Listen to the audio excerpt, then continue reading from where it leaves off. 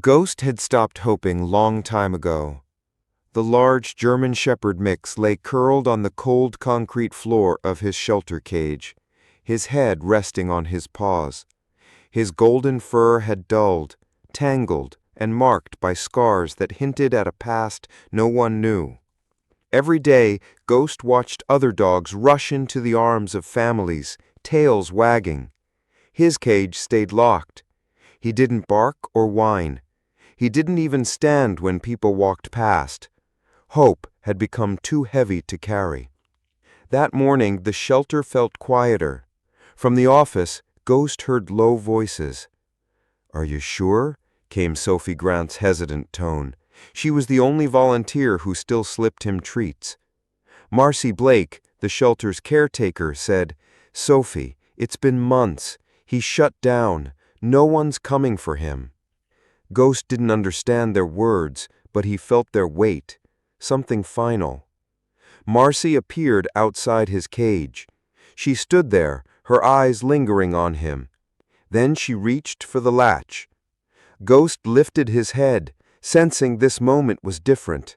The air felt colder. And then the front door creaked open. A bell jingled. A tall, older man stepped in. His worn brown coat hung from his shoulders. A red cap shaded his eyes, and his walk was slow. His name was Walter Hayes. Walter had lived alone on the edge of town for 7 years. His days were quiet, his nights quieter. Meals were eaten at the kitchen table. That morning, he felt an ache he couldn't explain. He came to the shelter telling himself he was just looking, but he knew why he'd come. "Can I help you?" Marcy asked. Walter's voice was low but certain. "I'm looking for a friend." Marcy hesitated. Visitors wanted puppies, not Ghost. She gestured toward the cages. "We've got friendly ones." But Walter wasn't looking for friendly. He was looking for familiar. His eyes scanned the cages, landing on Ghost. The dog didn't move or bark, but his gaze lifted, locking with Walter's.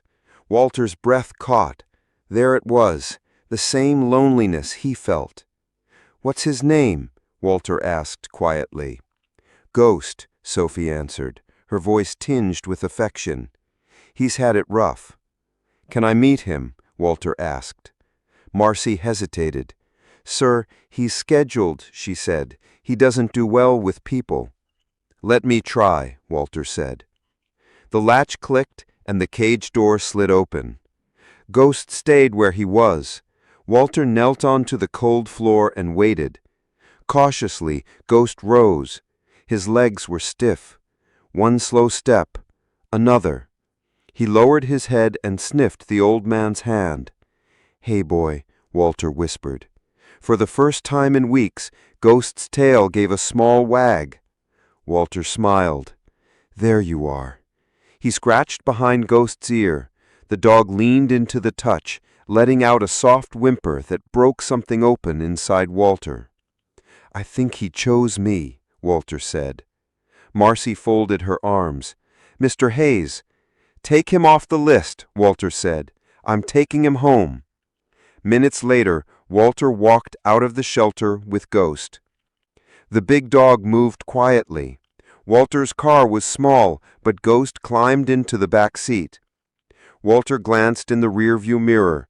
Ghost's eyes were still guarded, but they watched him. "You're safe now, Ghost," Walter said softly. "I'm not leaving." The road home was quiet. Walter glanced at the mirror, talking to the dog. Ghost's tail shifted. When they reached Walter's house, Ghost stepped from the car. He sniffed the porch. Walter opened the door and stepped inside. Ghost stood there for a moment. Then he crossed the threshold. He moved through the house. Walter stayed quiet, giving him space. After a few minutes, Ghost returned and stood near him. Walter's chest ached. "You belong here," he murmured. That first night, Ghost curled in the living room corner.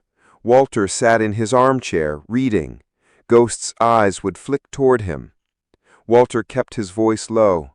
"You're home now, boy. No one's taking you away." For the first time in years, Walter didn't feel alone. For the first time in months, Ghost fell asleep. The next morning, Maple Hollow woke to a cold silver sky. Walter Hayes was gone. Sophie sat on the porch steps of Walter's house, Ghost's head heavy in her lap. The dog hadn't eaten or moved. His eyes looked hollow. Neighbors gathered.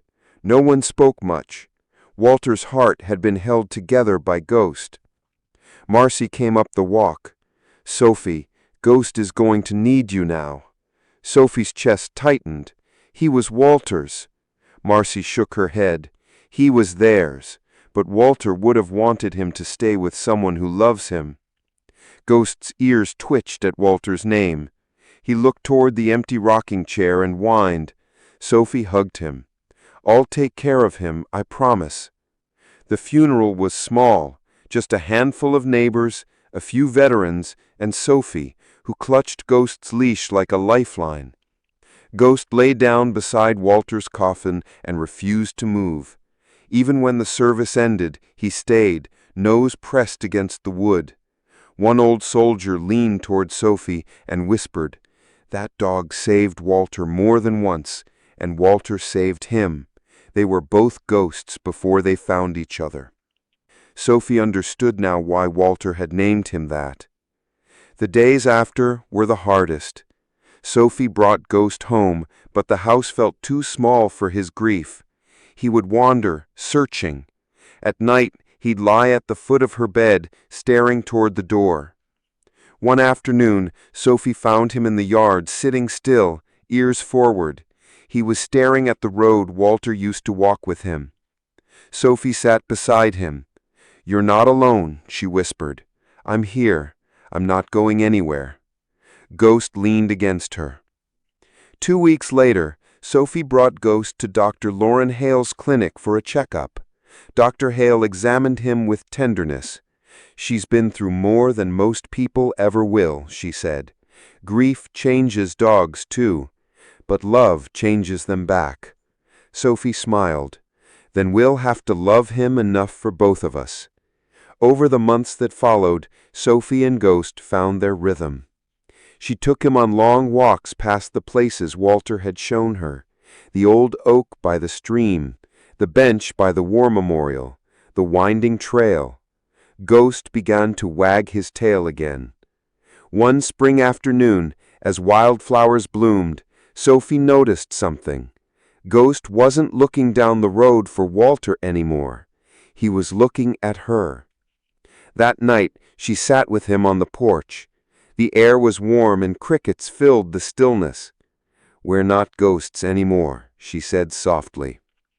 Ghost rested his head in her lap and let out a deep, contented sigh, the kind that meant home. In Maple Hollow, people still talked about Walter and his dog, but the story had changed. It wasn't just about a man and his companion. It was about the way love doesn't die. It just finds new places to live. And for Ghost, that place was right beside Sophie, for as long as they both walked this earth. If Ghost's journey moved you, hit subscribe for more real rescue stories. And always remember, some bonds never fade, even after goodbye. Share this to honor Walter's love for Ghost.